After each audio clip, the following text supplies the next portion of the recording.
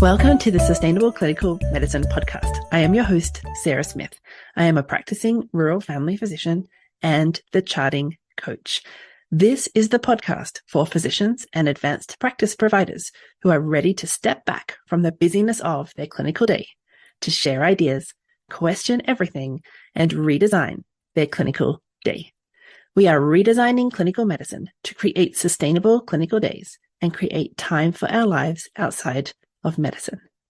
Join us for discussions with world experts who are helping design sustainable models of clinical medicine and the physicians or clinicians who have discovered or designed sustainable models of clinical medicine for themselves. Welcome back, everybody. So today I have Dr. Nora. I am going to get her to introduce herself to you. Nora is one of the physicians that I met with in the physician coaching space. She's doing a lot of work, especially within some of the bigger organizations in the States for wellness for physicians, and I think some other healthcare providers as well. So I'm going to let you introduce yourself. Welcome, Nora. Thank you so much for having me, Dr. Sarah Smith. I'm so delighted to be here with you. And so my name is Dr. Nora Vasquez, and I'm a board certified internist and also an advanced certified physician coach. And I love the opportunity to be here with you to talk about all things that pertain to, creating a sustainable career in medicine. And so, part of what I've done is, experienced my own burnout in medicine, and that really kind of led me to find help and support. And I found coaching, and it just transformed my whole life, personally, professionally. And I was like, why don't all physicians and healthcare professionals have access to these skills and this kind of support? So many, executives have coaches, and it just made sense. And so that was kind of the impetus of me getting certified as a physician coach so that I could bring these skills to my colleagues who I knew were suffering in silence. Yeah. What did burnout look like for you? So what were you experiencing that wasn't going well about your medical career? Yeah. So burnout was kind of an insidious thing for me, and the truth is I didn't even know I was experiencing burnout until I kind of hit rock bottom. And for me, what it looked like was just kind of this unease. I loved clinical medicine. I loved taking care of my patients. I worked in a federally qualified health center. I got to use my language, my cultural skills. I loved my patients. What I didn't love was the bureaucracy and the politics and the paperwork and the charting. And the truth is I found really good strategies. So I got to the point where I was actually leaving clinic without charts. And so that was a skill I learned, and which I now teach a lot of my clients how to do, like you. And I've had you in my coaching program for physicians and healthcare professionals. But there was just some, I think what happened was it just came to a point where I just wasn't as excited or as happy as I used to be. And I'm a very optimistic person. I love being around people. And when I started to kind of feel the negativity, the cynicism, and really started just feeling kind of the emotional exhaustion or drain at the end of the day, I knew something had to change. And that's when I decided to get a physician coach to help me so that I could kind of create some next steps in my career. All right. So what do you think it was about coaching that was different from what you'd experienced before? So what did they help with? Like, how did that actually go? What did you work on? Yeah, I mean, it was a kind of a interesting experience because I'd never worked with a coach. I've had mentors, I've had counselors, I've always looked up to a lot of, my attendings and colleagues, for kind of their insights and stuff. But working with a coach was amazing. It was really like having your best advocate in your back pocket when there were challenges that would come up at work. And that's how I like to explain it to my clients is that, how amazing it is to have somebody who only just wants the best for you, who sees the future version of you excelling and succeeding and just like creating this amazing, fulfilling life, and can help guide you by just asking you some simple questions, right? Some very empowering questions to kind of give you more clarity. And that's what it was like, in the beginning, just working with my coach, Dr. Cindy Smith. She was my first coach. And I'm just so indebted to her in how she just expanded my mind and helped me realize that I had so much more power and agency and choice than I ever thought I did have. And so that right there is just like the biggest aha moment for myself. And as you experience, teaching your own clients, and as we do in our coaching programs, of how powerful that can just be. Can you give us an example of one of the things that changed? So where did you find advocacy or choice, and kind of had an experience of change there? Yeah, I mean, I think, when I was looking at where I was and where I wanted to be, I was telling myself, these kind of limiting beliefs that like I was stuck, that I was a primary breadwinner and I didn't have a choice, and that I had to fulfill these obligations and these responsibilities, and who was I to want for more, right? And like, it was just like, just keep the status quo. And it just came to a point where I was not happy in the status quo. I wanted more. I really felt called for leadership. I really wanted to make an impact, not just locally in my clinic, but nationally. I wanted to have an impact. I wanted to lead, in my state. And so just really exploring those ideas, it's really, it gives me chills just thinking about it, because every intention that I put forth when I wrote my intentions, 3 years ago, are now being realized today. And that is the power of coaching. That is the power of really stepping outside and getting that extra perspective support from someone who just wants the best for you and can really help you tap into that future version of you. And that's what's so exciting about this work. And so I'm just really excited that, you get to do that also for your clients too. Yeah. Tell us, what took you from not being able to go home on time and not getting your charting done? What took you to well, I was getting my charts done and I was going home on time. Like, that's a big step right there. Can you take us back to that? What were you doing that was helping you, and how did you find that? Yeah, I think, right out of residency, I knew that, my last day of residency, actually, I gave birth to my first son, Jaden. And that was literally June 30th, which for us here in the States, that's the last day of our residency program. And so I knew, like, I was juggling new motherhood, a new attending job, just all these new changes. And I knew that I wanted to create a better work-life balance for myself, working a full-time job as an internist, primary care internist.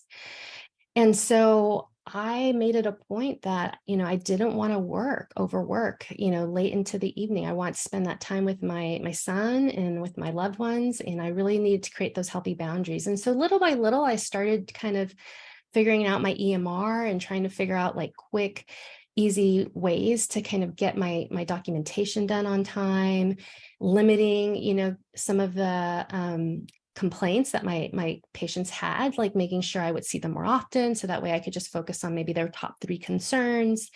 And so little by little, I started implementing these kind of healthy boundaries that help me be a better physician, but also help me create a life that I really enjoyed, practicing medicine.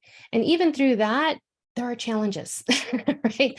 There are still challenges with healthcare. So it's not like it's a one and done thing. It's a constant practice of evolving with whatever your needs are, whether it's in your family life or in your personal life or in your professional life. And so, it was basically just trial and error, figuring out what worked, to the point where I was able to complete basically all my charts done. I mean, for the most part, I'd say 95% of my charts were done. And then it would just, the labs and results that I'd have to keep on top of. Yeah. So I guess that gave you a really good reason to want to figure this out early in your attending. So you've gone from residency, which is super busy, and pregnant at the end. My goodness. Right. Give birth, and then like, okay, now I'm coming back to something that's going to look and has to look completely different. It's kind of that determined energy right there. 100%. I had a real strong why of how I wanted to create my practice. And it evolved, because then, 2 years later, I had my second son. And by then, I had a full-time nanny. So that really helped also, outsourcing help, where you could. So that way, when I got home, I could just really love on my babies and not have to worry about the charting and then the house and all the things. And that's one thing that I love to empower, so many physicians and healthcare professionals. Like, look, you're not supposed to be able to do it on your own. I mean, that's why we literally have medical teams, right? We have to work together to be able to provide the healthcare to our patients in the best way possible. But then also, as a leader, you need support too, at home. And so where are the ways you can set your life up so that way you can really just focus on what really matters to you most? And the more that you can do that, working one-on-one with a coach or in a group, the better it is in terms of designing that life that you love. So more design approach to it, to trial and error and designing it. So when you're working, so you then moved into this list of things I would love to do, and you moved towards that. So what are some of the things on that list? What have you done in the last 3 years? Gosh, it's really exciting. This past weekend, well, I'll kind of backtrack. So, I got into coaching and then I started coaching clients, physicians one-on-one to help them also create a life that they love, personally and professionally. And then I was asked to create and design a program for hospitals, a hospital organization to coach their 200 physicians, because of the power of coaching, and they wanted to bring my coaching program to their facility. And so that was about 2.5, 3 years ago. And so it's expanded now. I'm now serving several hospitals and hundreds of physicians in my coaching program, and also advanced practice providers, so physician assistants, nurses, healthcare leaders, medical directors. And it's so exciting because we get to meet, as you know, every Wednesday, at noon and at 7, and we get to talk about real life challenges. And I get to bring in amazing coaches like yourself to kind of help them up level some of their skills, help them tap into their leadership abilities, and it's really building that community of support, because so many of us in healthcare, we feel like we're the only ones. I know I did. When I was in burnout, I was like, am I the only one that feels so miserable when you look around and everybody just has the "I'm doing fine" face? The truth is, we're all trying to figure it out. We're all struggling. And there's so much healing and so much empowerment that happens when we can come together in a group where we can support one another and say, yeah, me too. And this is what I've tried, and this is what works. And that's what I love about, coaching now. And so recently I've been asked to speak now. And so now I'm speaking at conferences and medical organizations and leading retreats. And so that's really exciting as well. Yeah. So how would physicians, for instance, know that they needed your program? So what is it that they are experiencing or learning within the program that's kind of attracting them to you? What does that look like? That's such a great question. I think for the most part, it's word of mouth. So, a lot of people are finding just how, what they thought their life was like, say maybe like an 8. And now they're really experiencing their life at a level 10 or 12. Like they didn't even realize how much better their life could be, or how much they could really enjoy the practice of medicine again. I think those kinds of experiences have really made an impact on themselves. And so then it's just word of mouth that spreads. But then also, a lot of institutions nationally, we know Harvard, Mayo, the Cleveland Clinic, Stanford, they all have coaching programs now, because we have decades and decades of research showing that it's effective at not only decreasing burnout, but improving the quality of life of healthcare professionals. And it's reproducible, and literally in just 6 sessions, like they literally studied this 3.5 hours of coaching, they've been able to show that it makes a difference. And so it's really exciting to see that nationwide medical schools are starting to implement coaching for their trainees, their medical students, their fellows. But then now, I'm working a lot with attendings and seasoned physicians who also see the benefit in terms of more productivity and better leadership and better teamwork and collaboration. And so that's really exciting to be a part of that kind of leading edge of healthcare and how it's going to transform medicine and create basically a culture of wellness for everybody, not just our patients, but our healthcare leaders too. Yeah. So when we're thinking about, so we've got these few sessions of coaching, and then on the other side of that, the physicians are having better quality of life or feeling better about their workplace. But I hear that pushback that physicians are feeling like it's a me problem when we look out there's system problems, there's productivity things to achieve, there's these metrics that we're having to attend to, there's the star ratings that are linked to our bonuses, and then there's the increasing things that we're not being paid for. None of that's changing as you're doing 6 hours of coaching, right? So none of that system changes. So I get that pushback from physicians that, hang on a minute, you're saying it's a me problem. It's not a me problem. And that like, I can feel the anger rising in some of the listeners. I'm like, I can tell, I can hear you in your cars on your way to work. It's not me. Stop telling me it's me. So tell us about that. So go back to the choice advocacy, even potentially like the experience that the physician's having, the before and after. Why is it different? Like, yeah. What, because nothing's changed. Yeah. Right. They still have all of the things that they're dealing with in their day. Yeah. I hear you. You know, I literally was on the front line, working with patients and under-resourced and understaffed and all the things. And I get it. Yes. I like to break it down into two ways when I explain this to the people that I work with. There are external stressors and systematic changes that need to happen. There's also internal stressors and things that we can do immediately today to help decrease suffering, right, for ourselves and in our experience in medicine. And so I focus on both, which is really key because I'm working with institutions and CEOs, medical directors, leaders to help them see like the importance of creating healthy spaces and safe spaces and healthy boundaries, right? Like, I get it. There are metrics that need to be made.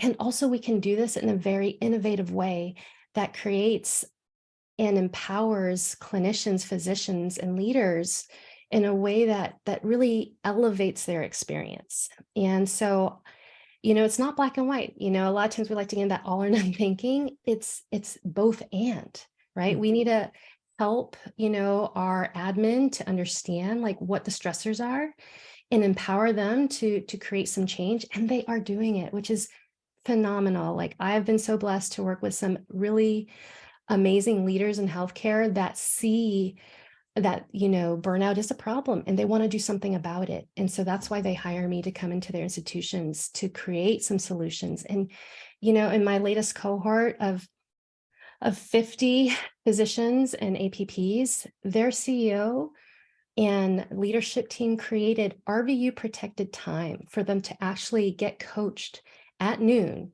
So that way they can get the support and the leadership skills that they need, which is phenomenal and so incredible. And every week we're learning and we're growing and we're evolving and we're creating a more collaborative team.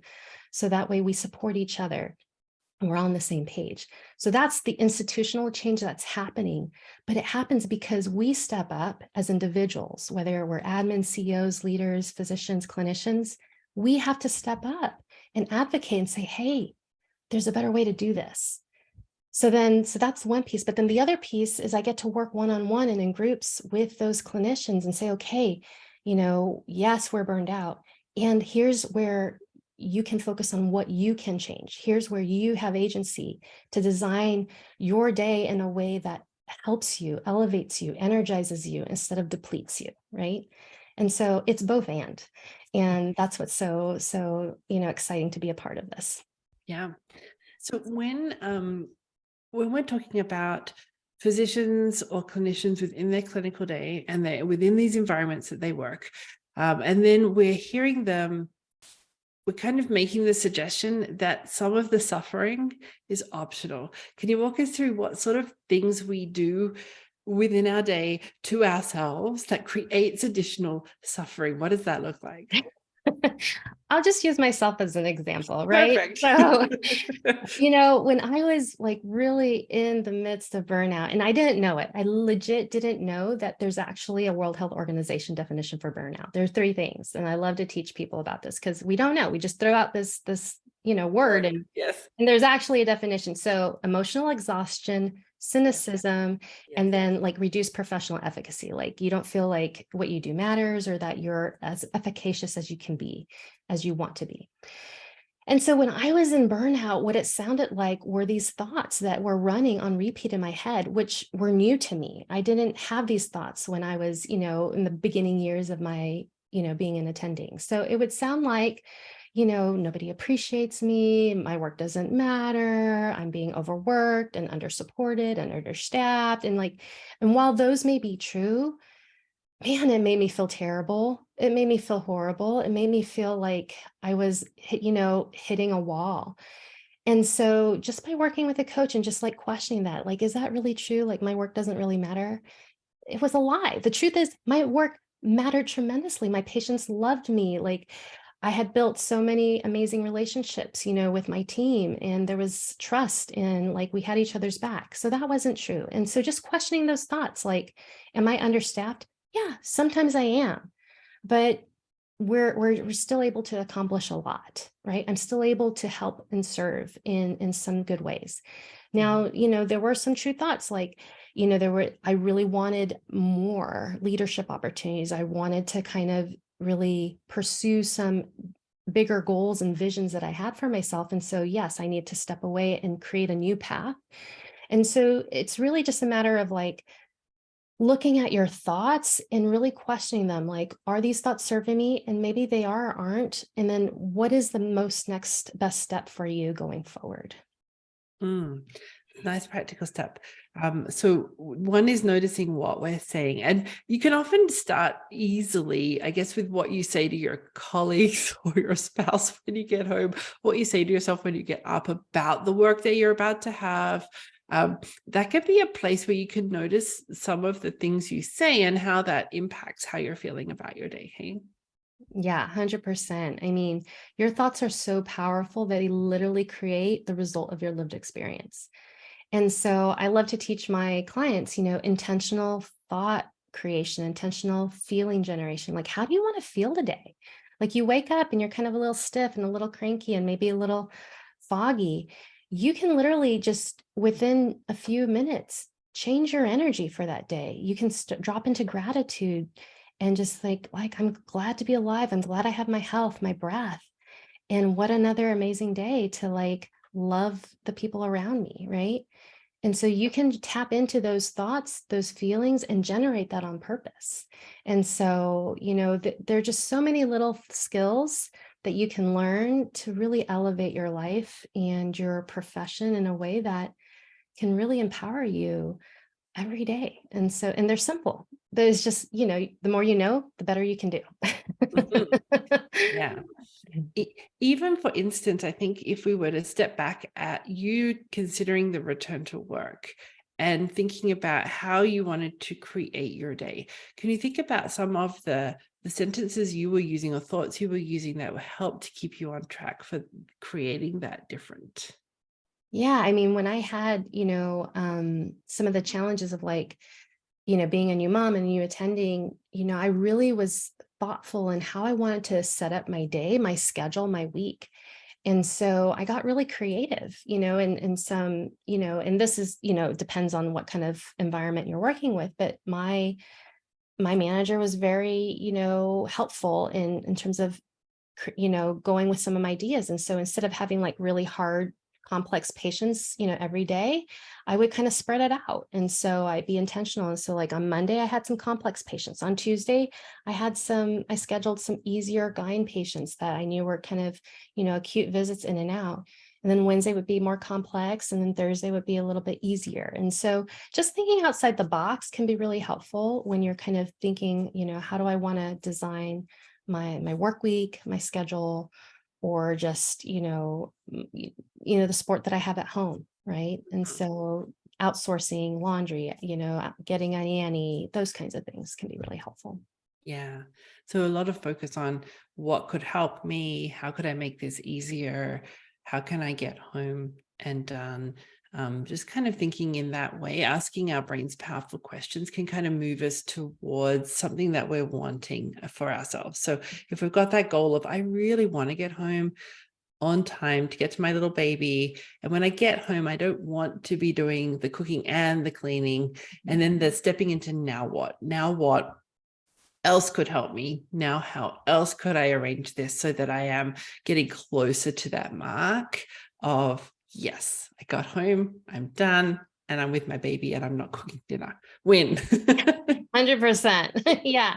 And we get to have date night, hire a babysitter, and so, yeah, it's just building, trying some different things and building upon that, what's working, what's not working. And you evolve, with time, your priorities, your values change, as the seasons change. And so it's a constant checking in with yourself.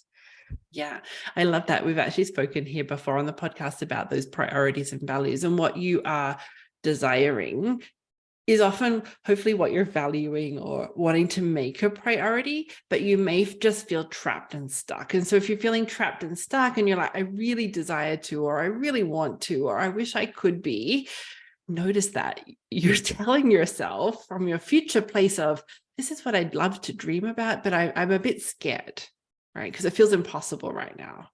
And what Nora's trying to say is, it's worth going after. 100%. I mean, those whispers, pay attention, right? When you are in burnout and you are feeling emotionally exhausted, like those emotions are there to communicate something to you. They're saying, hey, you need some healthy boundaries. Hey, something's not right here. You're not aligned with your values, right?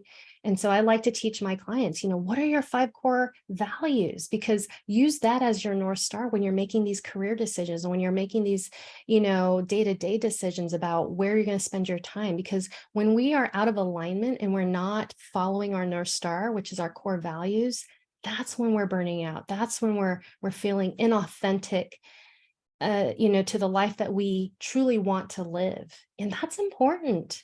Your energy and your vibrancy, we all want to live well, love well, and matter. And so to live a life of fulfillment, why not invest in a coach? Why not get back in alignment, right? And so 100%, it's doable. There's hope. You don't have to suffer. You don't have to do it alone. I've tried it. I don't recommend it. And it's so alone much takes fun. way longer, Yeah, it takes way longer. So why suffer for years when you can find your solution in community and heal and thrive again? And it's totally possible, because we see this, you and I, Sarah, get to see this every week in our coaching groups, just people that are loving life again. And it doesn't just affect you at work, but that energy, you transfer that to your relationships at home, with your husband, with your kids, with your partner. And so, yeah, the impact is really amazing. Mm-hmm. Yeah. Tell us what you were imagining. What did pursuing leadership look like? So when you said, I wanted to pursue leadership, I wanted to take on more leadership, I help people with leadership, what are we meaning? What is that actually? Because it sounds like another hat, and most of us want to run away from the hats right now.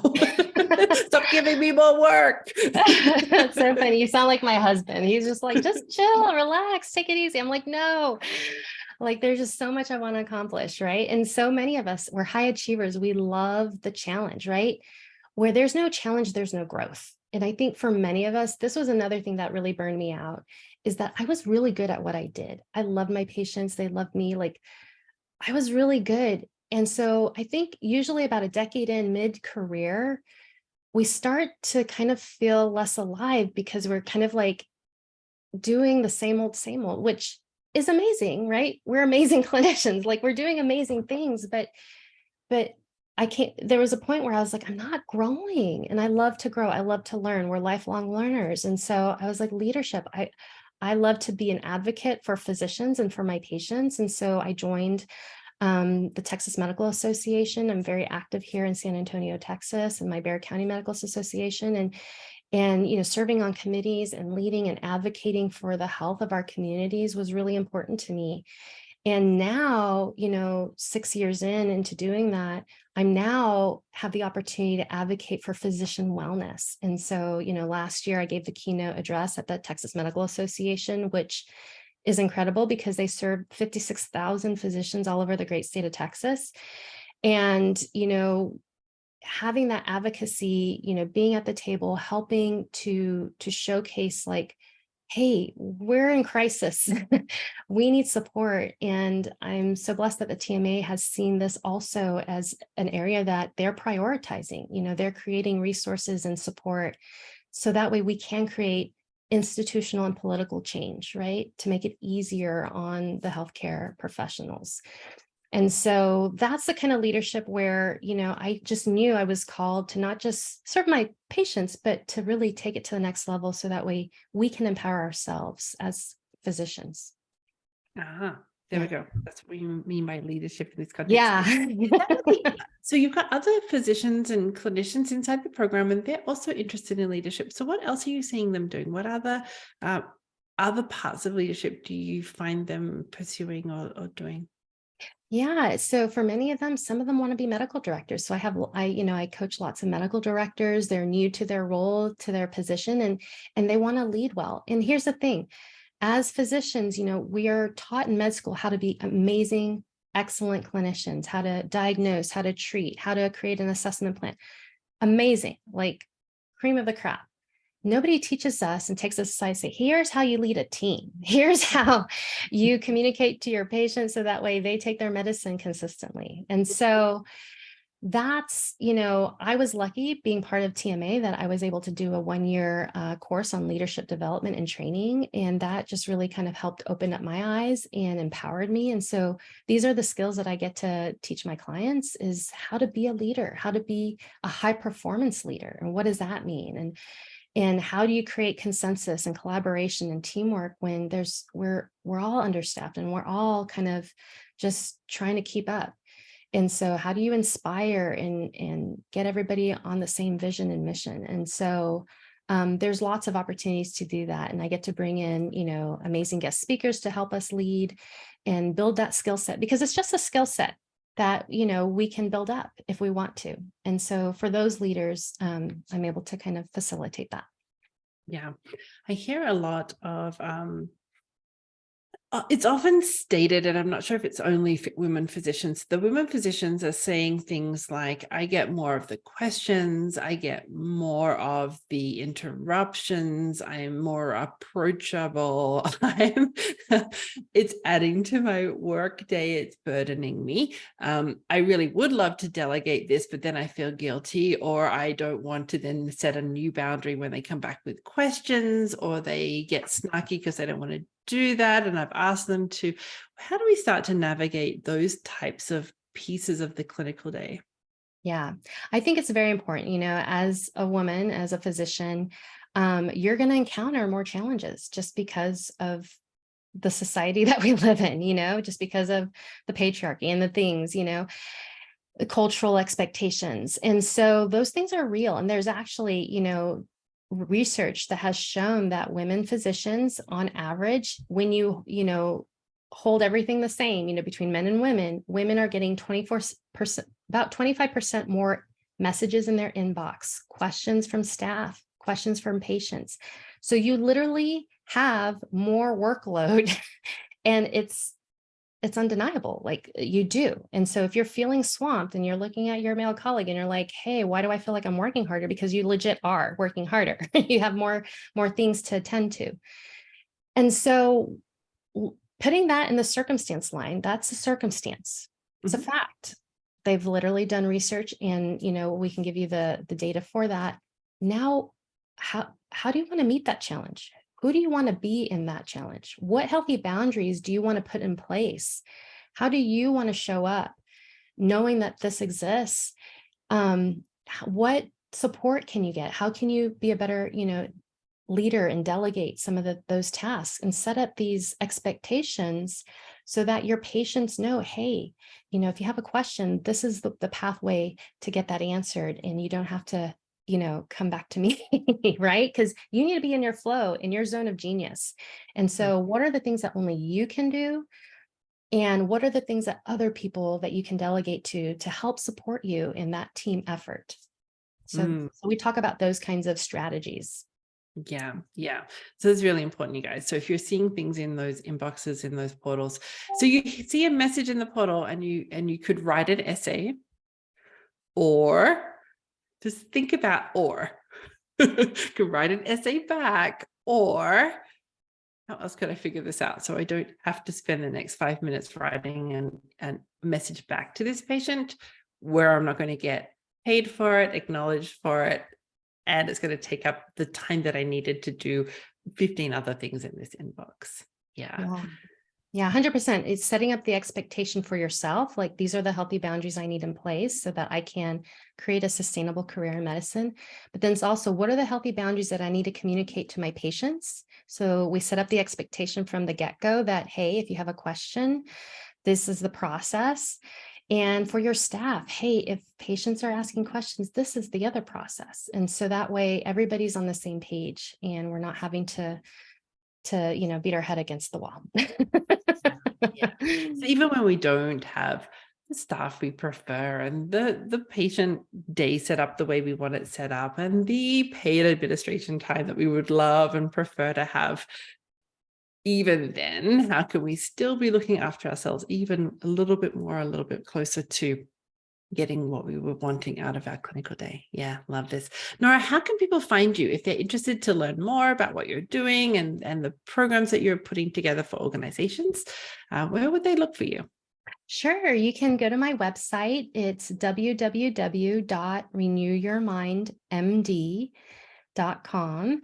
And you can also, email me at renewyourmindmd@gmail.com, or find me on Instagram at Nora Vasquez MD. And so, yeah, any of those resources, feel free to reach out to me. I'd love to answer any of your questions and tell you more about what amazing work we all do. Wonderful. And then if we were thinking about those physicians and clinicians inside their clinical day, and they're trying to work towards that sustainable clinical medicine, what are your top tips? Where do you think they should either start, or what do you think works well for them? Gosh. Well, my top tips of creating a sustainable career in medicine is really just pausing and taking your own pulse, and just really saying, what do I most desire right now in this season of life? What are my core values, and what would delight me? And when you're thinking about your future self, of like, what would create a fulfilling life? And then kind of reverse engineer that. And so it's just a matter of just checking in with yourself, like, what is working well, what isn't, and what would delight me. So that way you can start to create that conversation with yourself. And then obviously hire a coach, because that is the fastest, quickest way to make those dreams reality. And it can really help you uncover those limiting beliefs that are maybe keeping you stuck and holding you back and keeping you from building momentum. So those are my top tips. Perfect. All right. Anything we didn't cover that you'd like to talk to us about before we let you go? Yeah, I just delighted to be here with you. And, I really believe that we all heal in community. So continue, working with Dr. Smith. She's an amazing coach. And I just think the world of you and what you're doing for our colleagues. Yeah, well, thank you. I think that it's important that we're starting to see. I love that organizations are starting to notice that they have a role to play in the well-being and retention of their workforce, with making some of these changes that are first maybe simple and low-hanging fruit, and then like bigger system-wide changes. And there's people who get it, like physicians who are ready to, who have the capacity or the mental energy for stepping in and saying, hey, I can help lead you into what would make a biggest impact, so you don't have to try and figure it out without, include us. right? As you're starting to make system changes, include the physicians, include the workers, so that we can actually have a voice at that table. I think that's so important. I love that you've been able to step into that space and start having those conversations at a system level, and then helping the workers, us, the ones in there working hard without the support you need and the way you'd prefer to do medicine. We know this is part of the harm of medicine, is not being able to practice in the way you prefer, and knowing that some of the things within your day, we're adding suffering, just with that little, mental piece that says, this shouldn't happen this way, or, I wish it was, or whatever the things are that we're adding suffering with. So thank you, Nora, for bringing these tools to our attention, that are people advocating for us, and we can also get help right now. We're in the thick of it.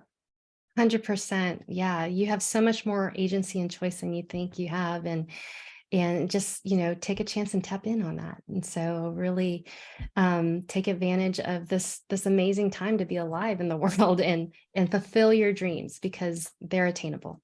100%. Yeah. We love you to have that little bit of amazing dreams are worth pursuing. So thanks, Nora. Have a great rest of your day. My pleasure. Bye-bye.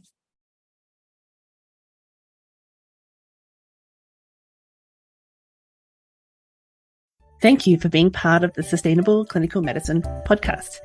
If you'd like to learn more or join us to help you get home with today's work done, go to chartingcoach.ca.